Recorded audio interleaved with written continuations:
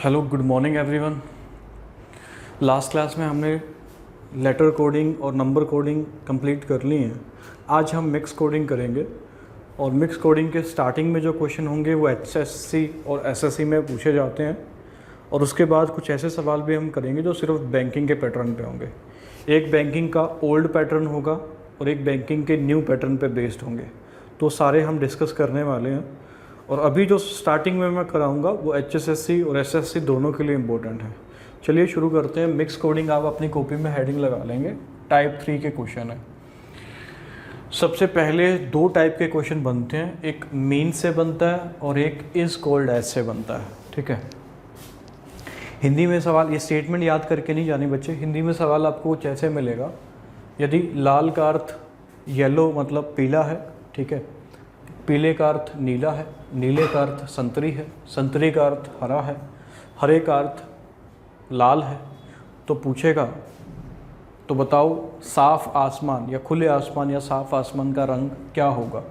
दूसरा क्वेश्चन है खून का रंग क्या होगा और तीसरा है वृक्ष ट्री का कलर क्या होगा। यही सवाल इस फॉर्म में भी पूछ लेता है और यही तीन सवाल यहाँ पे सेम है, पर सिर्फ अंतर इतना है कि यहाँ पे ये जो कोडिंग है ये बच्चे मीन से है, अर्थ से कोडिंग है। ठीक है।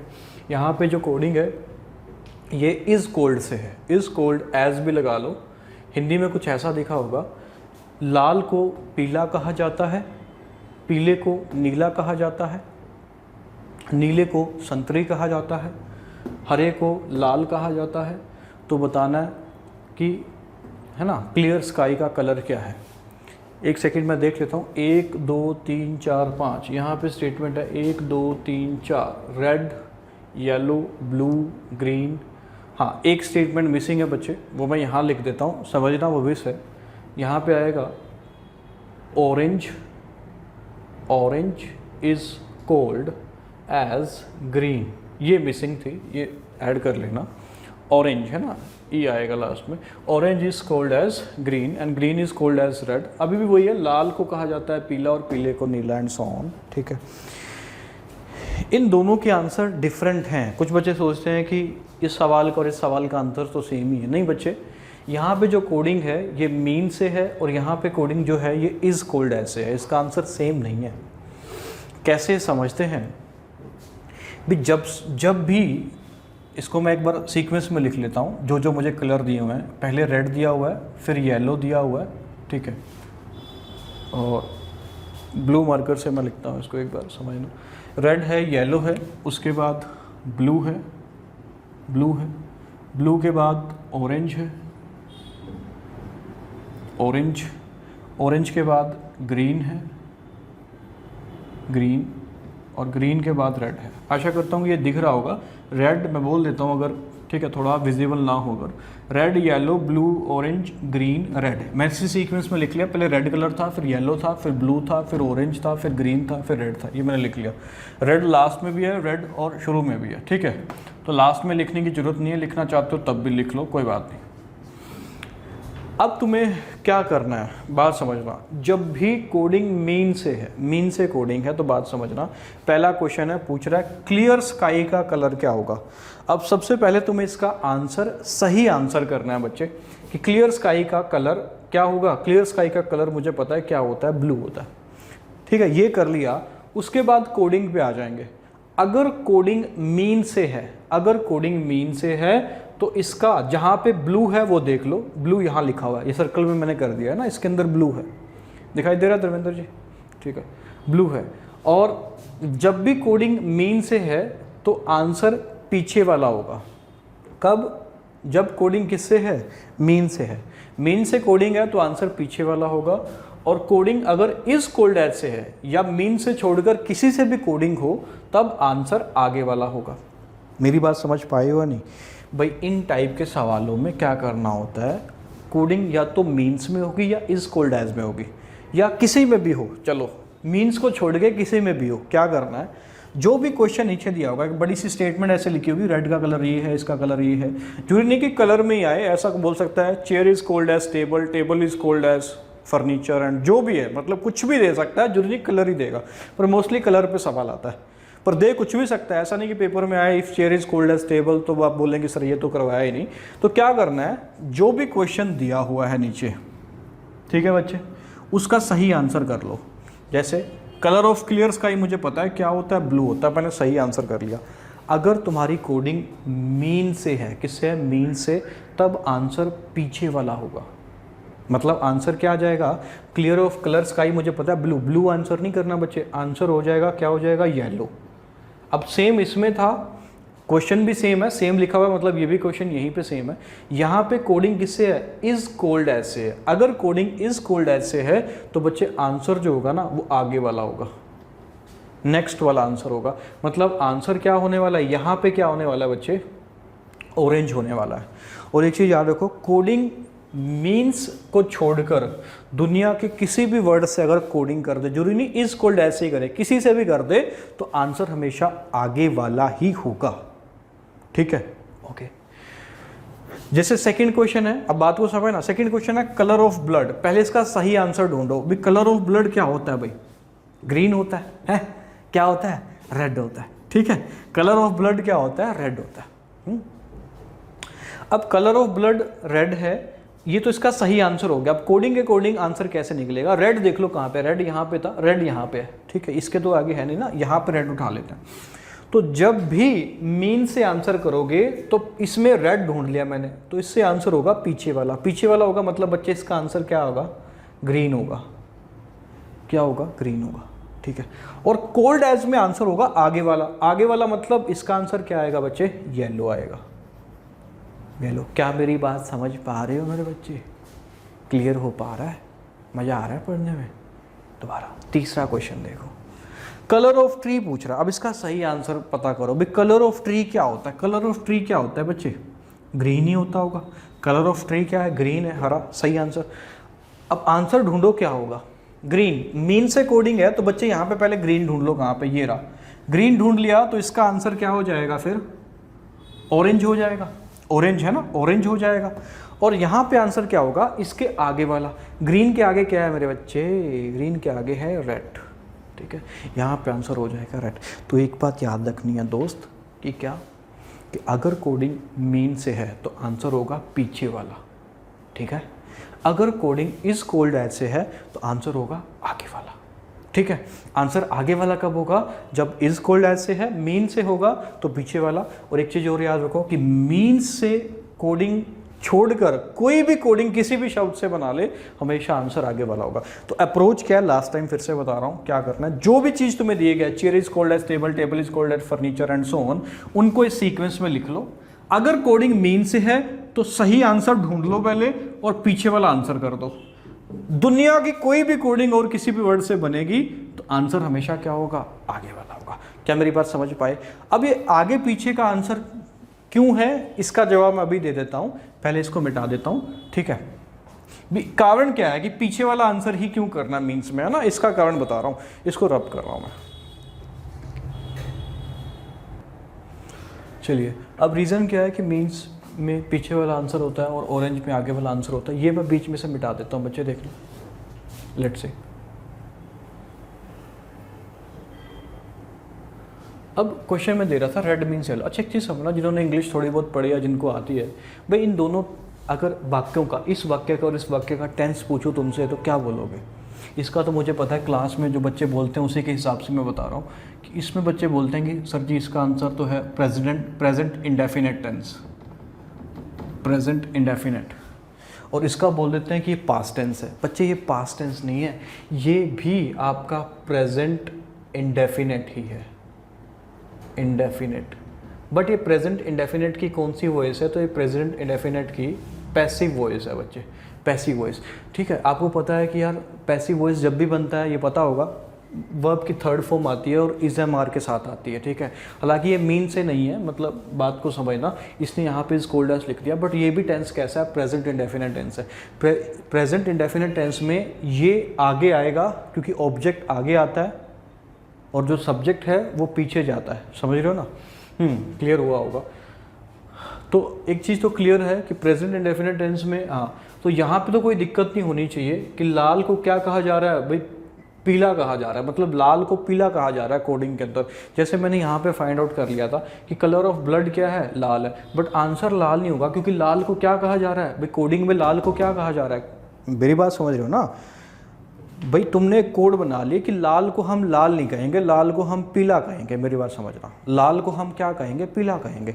अब मैंने तुम्हें पूछ लिया उसी कोडिंग पे, है ना, तुमने ये मान लिया ना, मेरी बात समझना, तुमने ये मान लिया कि आज के बाद तुम लाल को क्या कहोगे, इसको समझा रहा हूँ पहले, लाल को क्या कहोगे, पीला कहोगे, येलो पीला कहोगे, ठीक है।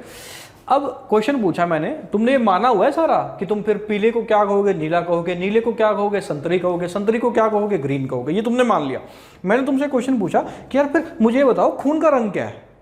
तुमने सोचा यार खून का रंग तो लाल है, पर लाल को तुमने क्या मान लिया, लाल को क्या कह रहे हो तुम, पीला, इसलिए आंसर क्या हुआ, रेड का आंसर क्या हुआ था, येलो हुआ था। मेरी बात समझ पा रहे हो ना भाई, लाल को तुम लाल नहीं मान रहे, अब क्या मान रहे हो, येलो। तो उसी के अकॉर्डिंग मुझे आंसर बताओगे ना, कोडिंग के अकॉर्डिंग तो आंसर बताओगे। क्लियर हो गया होगा यार, ठीक है, दिमाग लगाना थोड़ा सा। तो इसका आंसर हो जाएगा येलो। अब इसको समझ लेते हैं, ये क्या है, रेड मीन्स येलो और yellow means blue, blue means orange. अब बात समझना भाई, अब इसके अंदर मान लो कि एक डब्बे हैं तुम्हारे पास कुछ, एक रेड कलर का डब्बा है, उसके अंदर तुमने कलर छुपा रखा है येलो। डब्बा रेड कलर का है, बट उसके अंदर बंद करके जो कलर डाला हुआ है वो येलो कलर डाला हुआ है, ठीक है। ऐसे ही येलो के अंदर क्या डाला हुआ है, येलो कलर का डब्बा है, ठीक है, समझना, स्पेलिंग मिस्टेक कोई नहीं, रीजनिंग पढ़ रहे हैं हम। येलो कलर का डब्बा है और कलर क्या डाला हुआ है, ब्लू, एंड सो ऑन। ऐसे ही एक लास्ट में ग्रीन कलर का डब्बा है जिसके अंदर तुमने कलर डाला हुआ है, कौन सा, रेड कलर डाला हुआ है। अब मैंने तुमसे एक बात पूछी कि यार बताओ फिर खून का रंग क्या है, अभी खून का रंग क्या है। अब तुमने सोचा कि यार रेड जो है, ब्लड का जो कलर है वो क्या है, रेड है। तो रेड तुमने किस डब्बे में डाला हुआ है, ग्रीन में डाला हुआ है। रेड किस में डाला हुआ है, ग्रीन में डाला हुआ है, इसलिए इसका आंसर क्या होगा, ग्रीन होगा, ठीक है। मेरी बात समझ पा रहे होंगे, अगर नहीं समझ में आ रहा तो एक बात का रट्टा मान लो भाई, क्या, सिंपल, कि मीन से जब कोडिंग है तो आंसर पीछे वाला होगा, ठीक है। कौन सा आंसर होगा बच्चे, पीछे वाला। और अगर कोडिंग इज कोल्ड एज से है तो आंसर आगे वाला होगा। या एक बात और याद रखना कि मीन्स को छोड़कर दुनिया की कोई भी कोडिंग होगी, आंसर हमेशा कौन सा होगा, आगे वाला होगा। बस केवल पीछे वाला आंसर किस में होगा, मीन्स में होगा। बात समझ में आई, ओके, वेल डन। आगे बढ़ते हैं दोस्त। तो अब हम टाइप 3 में सेकंड टाइप के क्वेश्चन करने वाले हैं। कॉमन कोडिंग पे बेस्ड सवाल होते हैं। HSSC में भी यहाँ से एक आधा क्वेश्चन कभी कभार पूछ लेता है, SSC में भी पूछता है, और बैंकिंग में तो आती हैं यहाँ से क्वेश्चन भाई। और इसके अंदर हम बच्चे कोई, ठीक है, कोई जापानीज़ या चाइनीज़ लैंग्वेज नहीं सीखने वाले। जैसे कि कोई बच्चा अगर सोचे हाउ आर यू का कोड नीट इन्फो है तो कोई और ही लैंग्वेज होगी, ऐसा कुछ नहीं है।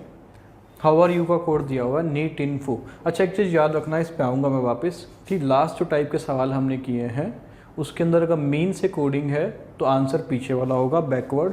अगर कोल्ड एज से कोडिंग है तो आंसर आगे वाला होगा, फॉरवर्ड होगा, ठीक है। इसको रट लेना, याद कर लेना। कॉमन कोडिंग के सवाल पे आ रहे हैं वापस। हाउ आर यू का कोड है neat info, are you there का कोड है टिन सी नी। क्वेश्चन कुछ ऐसे आएगा, in a certain language code how are you is coded as neat info and are you there is coded as टिन सी नी, then find the code of how.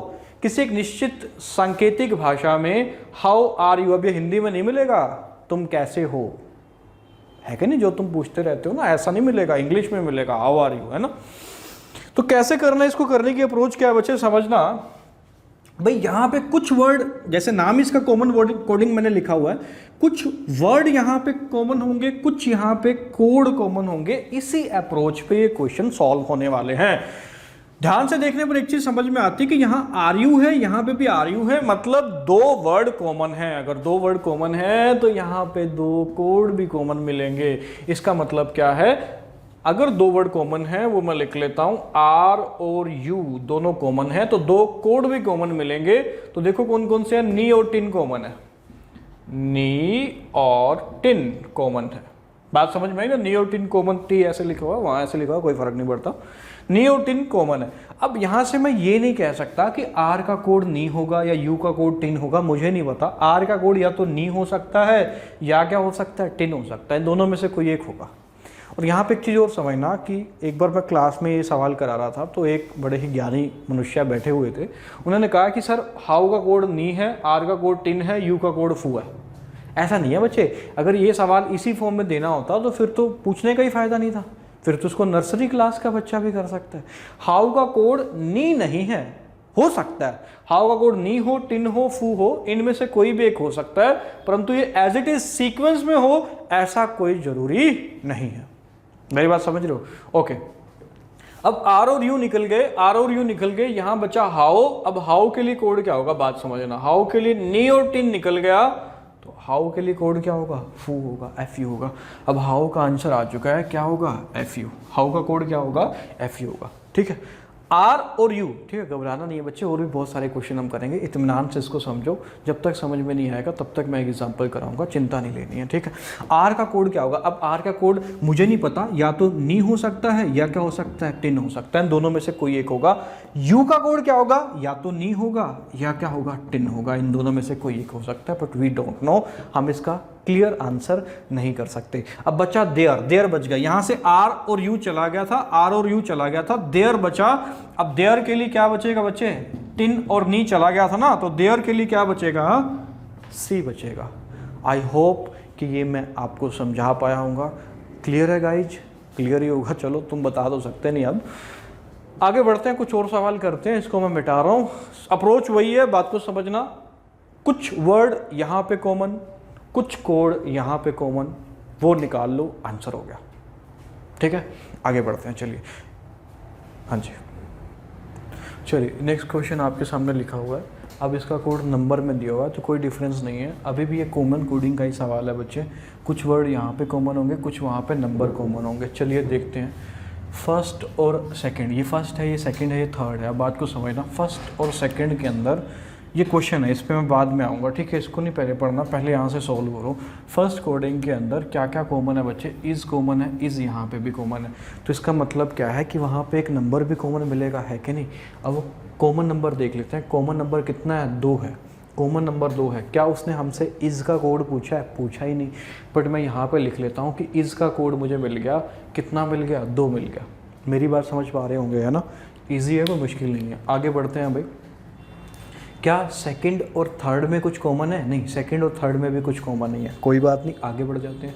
क्या फर्स्ट और थर्ड में कुछ कॉमन है, फर्स्ट और थर्ड में देखो क्या कुछ कॉमन है, शी है, गुड है, आर है। हाँ, थर्ड और फर्स्ट में कुछ कॉमन है बच्चे, क्या कॉमन है, तो वो गुड कॉमन है, गुड। तो गुड के लिए यहाँ एक नंबर भी कॉमन होगा, ये रहा 5। इसका मतलब क्या है, गुड का कोड मिल गया बच्चे 5। यहाँ पे 1 था, ध्यान रखना, ठीक है, ये उसके ऊपर आ गया, तो यहाँ लिख देता हूँ मैं 5 1 4। गुड का कोड मिल गया मुझे 5। अब आगे बढ़ते हैं, सेकंड क्वेश्चन बड़ा इजी हो गया, अब कुछ नहीं बचा। शी का कोड पूछा है, तो शी का कोड 1 ही नंबर बचा बच्चे, तो 1 ही नंबर बचा, तो इसका आंसर हो जाएगा, क्या हो जाएगा, 7 हो जाएगा। मेरी बात समझ पाए? ओके, आगे बढ़ते हैं। आगे ये 3 सवाल और बचे हैं, इनको भी डिस्कस कर लेते हैं। जैसे पहला सवाल है, आर ही गो, आर ही गो। अब गो इसके अंदर है ही नहीं, पहले तो आर का कोड ढूंढो, आर का कोड, आर ही गो है ना, आर का कोड क्या होगा, आर का कोड मैं यहाँ लिख देता हूँ बच्चे, आर का कोड होगा या तो 1 होगा या 4 होगा, मैं नहीं बता सकता क्या होने वाला है, ठीक है, या तो 1 है या 4 है। आर हो गया, अब गो तो है ही नहीं, बाद में आएंगे। ही का कोड देखो, ही इसके अंदर है, अब मुझे नहीं पता ही का कोड क्या हो सकता है, या तो 9 हो सकता है या 8 हो सकता है। मेरी बात समझ में आई? ओके, आगे बढ़ते हैं। उसके बाद अब कोड पूछना रह गया गो का, गो का कोड इसके अंदर है ही नहीं। अगर गो का कोड इसके अंदर नहीं है, इसका मतलब क्या है कि गो एक नया वर्ड है। अगर गो एक नया वर्ड है तो इसका कोड भी एक नया नंबर होगा जो इन सब में लाई नहीं करेगा, क्योंकि गो नया वर्ड है, गो के लिए कोड भी नया नंबर होगा जो इन सब के अंदर लाई नहीं करेगा। एक नया नंबर कोड आएगा, किसके लिए, गो के लिए। इतना पता चला, आगे बढ़ते हैं। अब ऑप्शन की तरफ देखते हैं, ठीक है, ना तो मुझे आर का कोड पता है, ना ही का कोड पता है, ना गो का कोड पता है। गो का कोड इतना पता है कि कोई एक नया नंबर आएगा। पहले पे आते हैं, नया नंबर देखो 5 1 8, 5 1 8, तीनों नंबर इन कोडिंग के अंदर शामिल है। इसका मतलब क्या है, इसका आंसर बी तो कतई नहीं हो सकता। क्यों नहीं हो सकता, एक बार फिर से समझा देता हूँ। 5 1 8, 5 1 8, तीनों नंबर इनके अंदर हैं। अगर तीनों नंबर इनके अंदर हैं, इसका मतलब क्या है कि कोई नया नंबर नहीं है। गो के लिए मुझे नया नंबर चाहिए था, बी ऑप्शन मेरा आंसर नहीं हो सकता। 3 एक नया नंबर है जो कि तीनों ऑप्शन के अंदर अवेलेबल है, तो आंसर या तो डी है या सी है या क्या है, ए है। ये क्लियर हुआ, मतलब या तो आंसर डी है या सी है या ए है। अब बात को समझते हैं। आर के लिए कोड क्या है, या तो 1 है बच्चे या 4 है। दोनों नहीं लिखे जा सकते किसी ऑप्शन में, पर एक ऑप्शन में ये दोनों लिखे हुए हैं, 1 भी लिखा हुआ है 4 भी लिखा हुआ है, तो ये भी गया। भाई आर का कोड या तो 1 होगा या 4 होगा, दोनों नहीं हो सकते, दोनों में से कोई एक होगा, तो दोनों लिखे हुए हैं तो ये भी ऑप्शन गया। अब भाई ही का कोड या तो 9 है या 8 है, 8 लिखा हुआ है 9 नहीं है, कोई बात नहीं। अब ए का कोड, ए में देख लो, ए के अंदर आर का कोड या तो 1 है या 4 है, 1 है, पॉसिबिलिटी है, हो सकता है। ही का कोड 9 है या 8 है, ना ही इसके अंदर 9 है ना ही इसके अंदर 8 है, तो ये भी ऑप्शन गया। आंसर मतलब क्या है, सी है। Is it clear to all of you? ठीक है, let's see one time more.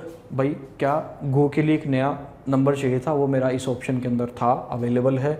Are का कोड या तो 1 है या 4 है, मुझे 1 मिल गया। ही का कोड या तो 9 होगा या 8 होगा, मुझे 8 मिल गया, आंसर, बस बात खत्म। आगे बढ़ते हैं, वी बैड का कोड पता करना है। अब वी बैड, वी का कोड देखो क्या है, वी का कोड भाई वी इसके अंदर है देखो, और वी का कोड मैं फाइंड आउट नहीं कर सकता, एग्जैक्ट फाइंड आउट नहीं कर सकता, सॉरी। वी का कोड क्या हो सकता है, वी का कोड या तो हो सकता है 1 या हो सकता है 4, इन दोनों में से एक होगा। मेरी बात समझ में आई? बैड, अब बैड का कोड देखो, बैड का कोड भी फाइंड आउट नहीं किया जा सकता, बट बैड का कोड क्या होगा, बैड का कोड होगा या तो 9 या होगा 8। अब फिर से वही अप्रोच होगी, किसी ऑप्शन में 1 और 4 दोनों मिल गया, 9 और 8 दोनों मिल गया, वो आंसर नहीं होने वाले। ठीक है, अब देखो इसमें 1 और 4 दोनों मिल गया, तो ये आंसर नहीं है। सेकंड ऑप्शन पे आते हैं, बैड का कोड या तो 9 है या 8 है, 8 है 9 नहीं है, कोई बात नहीं चलेगा, बट वी के लिए या तो 1 होना चाहिए था या 4 होना चाहिए था, दोनों ही नहीं है। देखा है, आगे बढ़ते हैं। 3 6, अब देखो ना तो वी का कोड आया ना बैड का कोड आया, गया। आंसर डी सही है बिल्कुल, इसको चेक नहीं करना पेपर के अंदर, वैसे भी समझ लो भाई बैड का कोड क्या है, या तो 9 है, तो है ना, आंसर 7 और 4। यहाँ पे ऑप्शन में थोड़ी सी मिस्टेक है बच्चे, सॉरी, यहाँ पे 74 नहीं है, इसको चेंज कर लेना भाई, 94 है, माई मिस्टेक है। ठीक है, तो आंसर डी हो जाएगा। मैं एक बार फिर से समझा देता हूँ, कंफ्यूज नहीं होना, भागो मत, यहीं रहो। ठीक है, वीडियो को देखो दोबारा फिर से, मैं बता रहा हूँ। वी बैड का मतलब वी के लिए कोड या तो 1 होना चाहिए या 4 होना चाहिए, बैड के लिए या तो 9 होना चाहिए 8 होना चाहिए। अब इसके अंदर 1 और 4 दोनों मिल गया, वी का कोड या तो 1 है या 4 है, दोनों थोड़ी हो सकते हैं बैड के लिए भी, समझ रहे हो ना। बैड के लिए 9 या 8 में से एक चाहिए था ना, वो है नहीं है। इसके अंदर देखा 8 है, दूसरा 7 है, 1 और 4 में से एक चाहिए था क्योंकि वी है। अब 3 6, ना तो 9 8 आया ना 1 4 में से कोई एक आया, तो ये भी आंसर नहीं। अब 9 हो सकता है बैड के लिए हो सकता है 4 किसके लिए वी हो, तो आंसर क्या हो जाएगा, ऑप्शन नंबर डी हो जाएगा। होप सो कि ये मैं समझा पाया, इसको चेंज कर लेना। सॉरी, यहाँ पे 94 था। आगे बढ़ते हैं। नेक्स्ट, वी का कोड पूछा। अब वी का कोड हमने पहले ही फाउंड आउट कर लिया था, या तो 1 होगा या 4 होगा, तो ऑप्शन नंबर डी। अब ना अकेला 1 बोल सकता ना 4 बोल सकता, क्योंकि वी का क्लियर नहीं है ना, वी का आंसर या तो 1 है या 4 है, तो ऑप्शन नंबर डी इसका आंसर हो जाएगा। कुछ और क्वेश्चन अभी हम करेंगे, इसको मैं मिटा देता हूँ और आपके सामने क्वेश्चन आ जाएगा, एक सेकेंड में। चलिए, अब जो हम सवाल करने वाले हैं मिक्स कोडिंग के, वो भाई सिर्फ और सिर्फ बैंकिंग पैटर्न पे हैं। एसएससी और एचएसएससी का अब इनसे कोई वास्ता नहीं रहा। वो देखना चाहते हैं तो वेलकम है, देखें, ज्ञान के लिए देखें, अच्छी बात है, अदरवाइज़ कोई वास्ता नहीं है। बट हाँ, प्रैक्टिस के लिए अच्छा है, क्योंकि ये लेवल अच्छे का क्वेश्चन है तो इजी लेवल के अपने आप हो जाएंगे। नहीं अदरवाइज़ अपना जाके, ठीक है, जो मर्जी करो भी, इट्स ऑल योर्स। क्वेश्चन पे आते हैं। एसबीआई पीओ 2016 में ये क्वेश्चन पूछा गया है, और 5 क्वेश्चन ही आते हैं एसबीआई पीओ में मिक्स कोडिंग पे सीधे सीधे, तो उस पर ये सवाल है। तरीका अभी वही है, कॉमन ढूंढना है क्या है। चलिए बच्चे देख लेते हैं। फर्स्ट और सेकंड में देखो क्या कुछ कॉमन है कुछ कॉमन, देखते हैं। Economics is not money, demand and supply economics. Economics common है, मैं यहाँ पर लिख देता हूँ, ब्लू से दिख रहा होगा ये, इकोनॉमिक्स।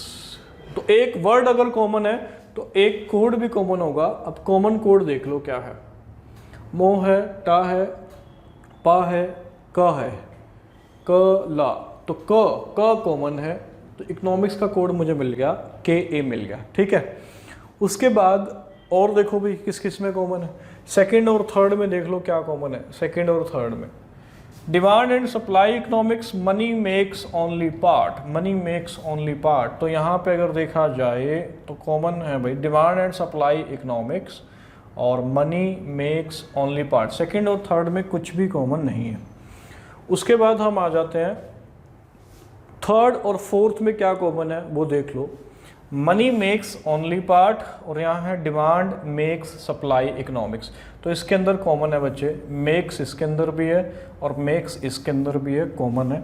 तो उधर कोड भी कॉमन मिलेगा, वो देख लो। मेक्स का कोड देख लेते हैं, यहाँ पे मैं लिख दूंगा मेक्स का कोड। तो वर्ड कॉमन है तो इधर कोड भी कॉमन मिलेगा, वो कॉमन कोड देख लो क्या है दोनों के अंदर मिल गया, क्या है जी। तो मेक्स का कोड आ गया जी।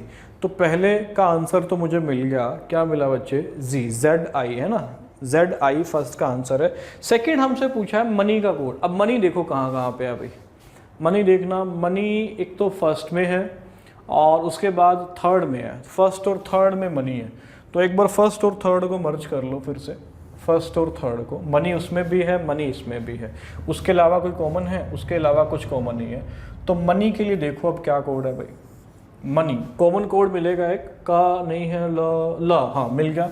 तो मनी का कोड मिल गया हमें, क्या है, मनी का कोड है LA। आई होप सो कि यहाँ तक क्लियर होगा। ठीक है, तो मनी का कोड है LA। थर्ड देख लेते हैं वर्क एंड मनी। अब मैंने मनी का कोड तो बच्चे फाइंड आउट कर लिया, ला। जिस ऑप्शन में ल नहीं है वो वाला आंसर नहीं होगा। सारे ऑप्शन में बदकिस्मती से ला है, तो आगे बढ़ना पड़ेगा मुझे और आगे जाना पड़ेगा। वर्क का कोड देखो अब यहाँ से, वर्क कहीं पे भी नहीं है। अगर वर्क कहीं पे भी नहीं है तो इसका मतलब मैंने बताया था कि वर्क के लिए अब क्या आएगा, नया कोड आएगा बच्चे। वर्क के लिए नया कोड आएगा। वो नया कोड अब देखो इसके अंदर क्या हो सकता है भाई, यहाँ पे क्या है, प ग ला, तीनों है तो ये आंसर नहीं हो सकता। मेरी बात समझ पा रहे हो, वर्क एक नया वर्ड है तो इसका कोड भी नया कोड होगा। तो पहले ऑप्शन में कोई भी नया कोड नहीं था, गया। टू नहीं है तो बी आंसर हो सकता है, मैं इसको डॉट लगा लेता हूँ। ठीक है, हो सकता है, मुझे नहीं पता, क्योंकि एक और ऑप्शन में अगर नया वर्ड मिल गया, नया कोड मिल गया तो वो भी आंसर हो सकता है। आगे बढ़ जाते हैं। मो ला पा PA ये रहा, तो ये भी आंसर नहीं हो सकता क्योंकि तीनों कोड इसके अंदर मौजूद है। यहाँ पे टू लागा ये भी हो सकता है भाई, टू नया कोड है ना, टू नया कोड है। लाने PA ला ने एनी तीनों है तो ये भी आंसर नहीं हो सकता। अब बच्चे इसका आंसर या तो बी है या आंसर डी है। अब मुझे सिर्फ और सिर्फ कोड पता करना है। किसका कोड पता करना है, एंड का कोड पता करना है। क्या मेरी बात समझ पा रहे हो। एंड अब देखो किसके अंदर है, एंड कहीं पे भी कॉमन नहीं है, एंड सिर्फ इसके अंदर है ना, या तो इसके सेकंड स्टेटमेंट में है और किसी के अंदर नहीं है। एक काम ये करते हैं, सेकंड और फोर्थ को ध्यान से देखने पर, सेकंड और फोर्थ को ध्यान से देखने पर हम किसका कोड फाइंड आउट कर सकते हैं, एक तो डिमांड का और एक किसका कर सकते हैं, इकोनॉमिक्स का तो पहले ही फाइंड आउट कर चुके हैं, समझ रहे हो ना। इकोनॉमिक्स और सप्लाई का भी फाइंड आउट कर सकते हैं। मेरी बात समझ पे आए या नहीं भाई। Demand supply economics, demand supply economics ये तीनों कॉमन है, तो इनका हम यहाँ से कोड फाइंड आउट कर सकते हैं। इकोनॉमिक्स का पहले ही फाइंड आउट कर चुके हैं, का है, तो डिमांड और सप्लाई का कोड फाइंड आउट कर लो, डिमांड और सप्लाई। तो का को छोड़ के बाकी दो यहाँ पे कॉमन होंगे, वो देखो भाई कौन से दो कॉमन है, मो है, टा है। तो इसका मतलब क्या हो गया, डिमांड सप्लाई दोनों का कोड क्या है, या तो मो है या क्या है, टा है, या तो मो है या टा है। तो मो गया, ट गया और क गया। इसका मतलब एंड के लिए क्या कोड बचा बच्चे, एंड के लिए कोड बचा पा। तो आंसर क्या हो जाएगा, ऑप्शन नंबर बी, इसी में पा है, तो ऑप्शन नंबर बी सवाल का क्या है, आंसर है। अब चौथा क्वेश्चन है सप्लाई, सप्लाई का कोड पूछा था अभी, सप्लाई। तो डिमांड और सप्लाई का कोड हम फाइंड आउट नहीं कर पाए। क्या होगा, या तो मो होगा या टा होगा, मो होगा या टा होगा। इसका मतलब इसका आंसर क्या आ जाएगा, ऑप्शन नंबर ए आ जाएगा। मैं आई होप सो कि यहाँ पे समझा पाया हूँगा। 5वें पे चलते हैं। डिमांड का कोड पहले फाइंड आउट कर चुके हैं, या तो मो है या टा है। अब मो है या टा है, मो है या टा है। अब देखो मो इस ऑप्शन में भी है, मो इस ऑप्शन में भी है, मो इसमें है, मो इसमें है और टा उसमें है। मतलब यहाँ से मुझे पता नहीं चल रहा कि क्या आंसर होगा। अब एक नया वर्ड इसके अंदर मिल गया, क्या मिल गया बच्चे? मोर मिल गया। अगर एक नया वर्ड मोर मिला है तो मतलब एक कोड भी नया मिलेगा, वो देख लो। अब ये तरीका होता है इनको सॉल्व करने का। तो नया कोड देख लो क्या है भाई। शी नी मो, नी था मो भी था तो शी नया कोड है, हो सकता है कि ये आंसर हो सकता है, पॉसिबिलिटी है ना, शी नया कोड है। यहाँ पे देख लो मो है, जी है, ने है, तो ये आंसर नहीं हो सकता क्योंकि नया कोड नहीं मिला। नया कोड किसका चाहिए भाई? यहाँ पे एक नया वर्ड है जो कि कौन सा है? मोर। मोर कहीं पे भी नहीं है, देखो मोर दिख रहा है कहीं? नहीं, मोर तो भारत का राष्ट्रीय पक्षी है, कहीं दिखाई नहीं दे रहा आजकल। ठीक है, आगे नेक्स्ट है कि ने मो, तीनों मौजूद हैं तो ये भी आंसर नहीं हो सकता। आई होप सो मेरी बात समझ पा रहे होंगे। मो जी की, मो जी की, तीनों मौजूद हैं, ये भी आंसर नहीं हो सकता। अब इसमें और इसमें सिर्फ बचता है क्योंकि नया कोड इसमें भी है शी और नया कोड इसमें भी है शी, तो आंसर या तो ए हो सकता है या ई हो सकता है। अब मुझे फाइंड आउट करना पड़ेगा। मोर का मैं फाइंड आउट कर चुका हूं, डिमांड का मुझे पता है, डिमांड का कोड या तो मो है या टा है। अब बारी आती है सिर्फ ओनली की। ओनली देखो कहां पे कॉमन है, ओनली यहां पे भी है, ओनली यहां पे भी है ना। मनी का कोड, मनी का कोड ओनली इसके अंदर है ना। मनी का कोड हम पहले ही निकाल चुके हैं। क्या निकाल चुके हैं? मनी का कोड निकाला था भाई, यहाँ पे कहीं लिखा होगा, ये रहा ला। मनी का कोड ला, ये जा चुका है। ठीक है, और उसके बाद हम कोड निकाल चुके हैं मेक्स का, मेक्स का कोड भी निकाल चुके हैं जी। और पार्ट किसी में कॉमन नहीं है, ओनली किसी में कॉमन नहीं है। इसका मतलब क्या है, मैं यहाँ लिख रहा हूँ, बात को समझना।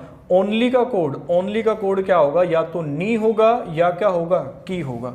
नी होगा की होगा। मेरे पास थोड़ी सी बच्चे स्पेस कम है, इसलिए समझने की कोशिश करना। वीडियो को दोबारा भी देख सकते हो, ठीक है, या फ्रेश अपनी कॉपी पे इस क्वेश्चन को लिख लो और फिर वीडियो सॉल्यूशन को चेक करो। थोड़ा सा समझना इस बात को, ठीक है। तो हाँ, तो आगे मुझे पता चल गया ओनली का कोड या तो नी है या के है। पहले ऑप्शन में नी है, बिल्कुल है, की है, नहीं है। अगले ऑप्शन में चेक करते हैं, ना नी मिला ना मुझे की मिला, का मिला है, की नहीं मिला। तो इसका मतलब क्या है? इसका आंसर ऑप्शन नंबर ए हो जाएगा। आई होप सो कि ये मैं तुम्हें समझा पाऊंगा। 5 के 5 क्वेश्चन, ये डिट्टो क्वेश्चन भाई SPI PO 16 में पूछा गया। आगे हम बढ़ते हैं कुछ और क्वेश्चन के लिए। इसको रब कर रहा हूँ, नेक्स्ट टाइप का क्वेश्चन लिखता हूँ मैं। चलिए, ये नेक्स्ट क्वेश्चन आपके सामने लिखा हुआ है।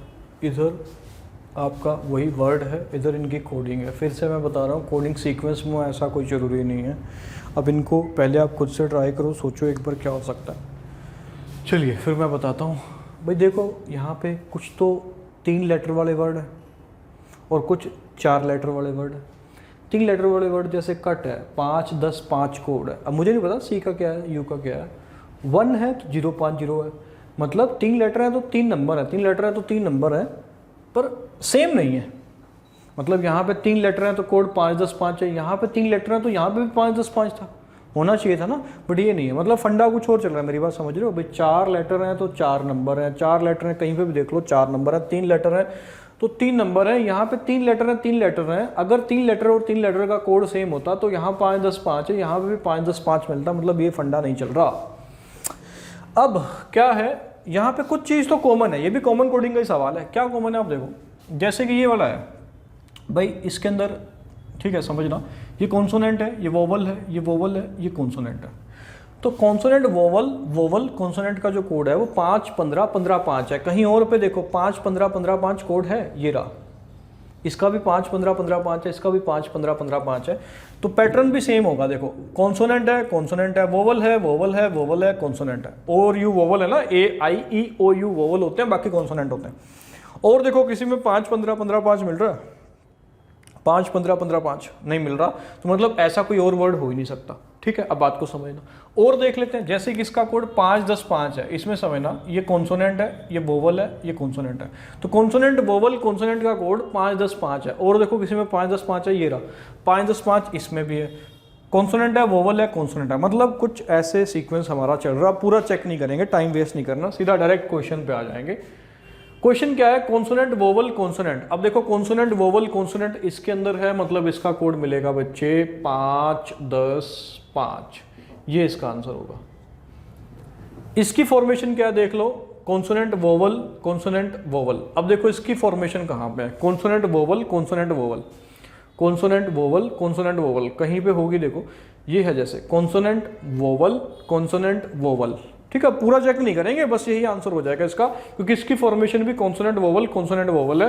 तो इसका आंसर हो जाएगा 5 25 5 25 आंसर। इसकी फॉर्मेशन देखो अब क्या है, vowel consonant vowel consonant, sorry हाँ वोवल कॉन्सोनेंट, फिर वोवल है फिर कॉन्सोनेंट है। तो वीसी वीसी देखो कहाँ पे, वोवल कॉन्सोनेंट वोवल कॉन्सोनेंट, तो देखो कहाँ पे वोवल से कौन सा ये शुरू हो रहा है, देखो वोवल, ओ वोवल है ना, कॉन्सोनेंट वोवल कॉन्सोनेंट।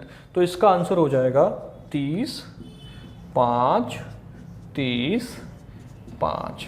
तो कोई भी वर्ड इस पे पूछा जा सकता है बच्चे, उसका आंसर आप इस बेस पे दे सकते हो कि कॉन्सोनेंट वोवल है कॉन्सोनेंट वोवल है, वो देख लो। ये भी सवाल पीओ के अंदर पूछा गया है, आईबीपीएस पीओ के अंदर आता है। एक और क्वेश्चन इसी टाइप का हम करते हैं, चलिए इसको मिटा के मैं क्वेश्चन लिख रहा हूँ। चलिए ये नेक्स्ट क्वेश्चन आपके सामने लिखा हुआ है, ये भी कॉमन कोडिंग पे है और ये जम्बलिंग वाला टाइप बोलते हैं हम इसको। कॉलम 1 में कुछ एक वर्ड दिए होंगे, कॉलम 2 में कुछ एक कोड दिए होते हैं भाई, और इसके अंदर तो क्या है कि जैसे यहाँ 4 लेटर हैं, यहाँ 4 कोड हैं, 4 लेटर हैं 4 कोड हैं, 5 है 5 है, 6 है 6 है, 6 है 6 है, 7 है 7 है, यहाँ 7 लेटर है ना, 3 और 4 7, तो 7 कोड। ये सवाल कभी कभार ऐसे भी मुश्किल बना सकता है, बना दिया भी है उसने, कि कभी कभार यही हमें फाइंड आउट करना पड़ जाता है कि किसका कोड क्या है। जैसे यहाँ तो सीधा सीधा पता चल रहा है किसका कोड ये है, इसका कोड ये है, इसका कोड ये है। कभी कभार क्वेश्चन ऐसे सेट कर देगा कि हेड का कोड जैसे इनमें से कोई एक बना देगा, अब वो फाइंड आउट करना पड़ता है। ठीक है, जबलिंग भी कर देता है, बट यहाँ पे सीधा सीधा है और इसी के बेस पे हमें कोड बताना है रेड का। इसका आंसर आप खुद करोगे, मैं थोड़ा सा एक आइडिया दे देता हूँ इसको करने का। क्या है, जैसे फर्स्ट और सेकंड को अगर हम बच्चे देखें तो यहाँ पे ई है, यहाँ पे भी ई कॉमन है। अगर ई दोनों में कॉमन है तो एक कोड कॉमन पाएगा, और एक कोड कॉमन क्या है, एच एच है दोनों में, तो ई का कोड आ गया, एच आ गया। और देख लो किसमें क्या कॉमन है, जैसे इसमें और इसमें देखा जाए तो ओ कॉमन है, एस कॉमन है, और देखा जाए तो ओ और एस कॉमन है, ई इसमें कुछ कॉमन नहीं है। और कोड भी हम फाइंड आउट कर सकते हैं, जैसे इसको और इसको हम ठीक है करें तो एच इसमें भी है, एच इसमें भी है, तो एच का कोड भी हम फाइंड आउट कर सकते हैं। एक कोड भी कॉमन मिलेगा, वो देख लो कौन सा है। गोस्ट में और हेड में देख लो ADEH है, EFNQR है। एक बार मैं इसको चेक कर लेता हूँ, हाँ ये बिल्कुल सही है, सही लिखा है, गड़बड़ नहीं है, बिल्कुल सही है। तो यहाँ पे क्या है, एच यहाँ पे भी है, एच यहाँ पे भी है, तो ई यहाँ पे है, ई यहाँ पे है, तो एच का कोड आ गया ई। ऐसे ही इनको आप कॉमन कोडिंग से सॉल्व कर सकते हो और आपको आंसर बताना है, RET का आंसर बताना है। ठीक है, चलिए तो इसी प्रकार इनका भी आंसर करेंगे। ये 2 और क्वेश्चन मैंने लिखे हैं, 1 2 3, तो ये 3 क्वेश्चन आपके लिए हो गए हैं। ये आपका HW है होमवर्क, इसका आंसर आपको ग्रुप में देना है। कॉमन कोडिंग के अभी कुछ नए टाइप के सवाल बचे हैं जो कि 2019 के अंदर 2018 के अंदर पूछे गए हैं, वो हम अगले पार्ट में करेंगे, नेक्स्ट पार्ट में। आज के लिए इतना ही है बच्चे, इनको प्रैक्टिस करना आप और इनके 1 2 3 क्वेश्चन के आंसर आपको ग्रुप में देने हैं। आज के लिए इतना ही, चलिए बाय बाय, थैंक यू।